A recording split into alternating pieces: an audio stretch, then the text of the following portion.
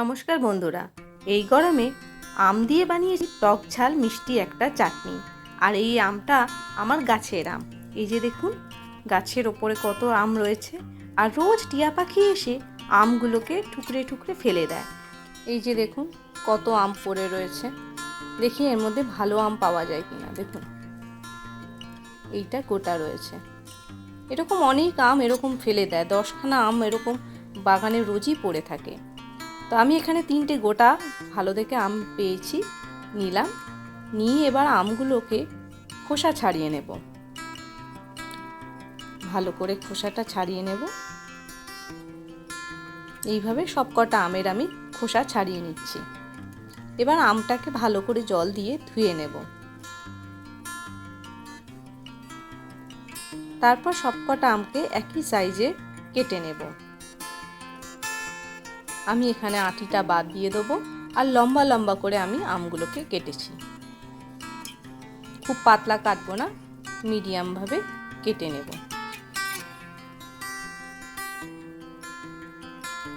এই দেখুন সব কটা আম আমি একই সাইজের কেটে নিয়েছি। এবার আর একটা পাত্রে রেখে তার মধ্যে হাফ টিস্পুন নুন দিলাম।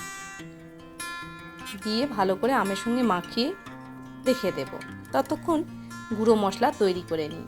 3টে শুকনো লঙ্কা, হাফ চা চামচ দিলাম গোটা জিরে, হাফ চা চামচ দিলাম ধনে, 1 টিস্পুন দিলাম মৌরি, আর হাফ টিস্পুন দিলাম মেথি।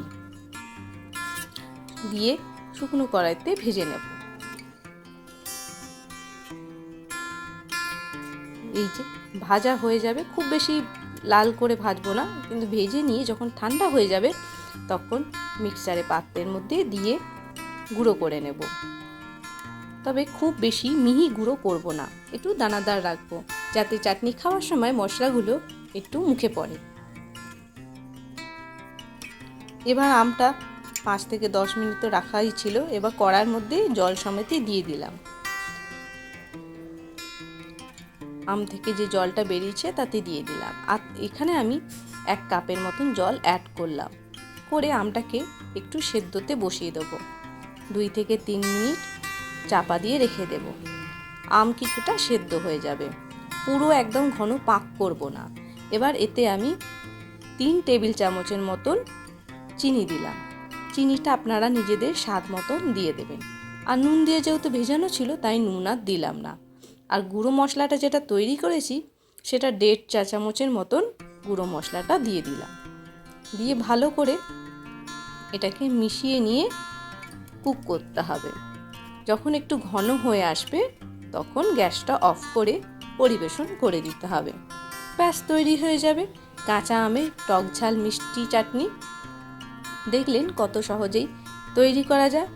আর তাহলে আপনারা বাড়িতে অবশ্যই বানাবেন আর কমেন্ট বক্সে লিখে জানাবেন কেমন খেতে হয়েছে।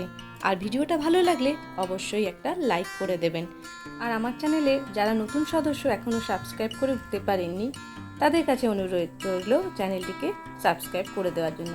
আমার পেজে গিয়ে সেখানে সাবস্ক্রাইব বাটনটা টিপে আর অল টিপে দিলেই নোটিফিকেশান আপনাদের কাছে পৌঁছে যাবে। তাহলে বন্ধুরা আজকে এই পর্যন্তই। পরবর্তীকালে আবার কোনো নতুন রান্না বা রেসিপি নিয়ে আমি হাজির হব। ততক্ষণের জন্য বিদায় নিচ্ছি। ভালো থাকবেন। ধন্যবাদ।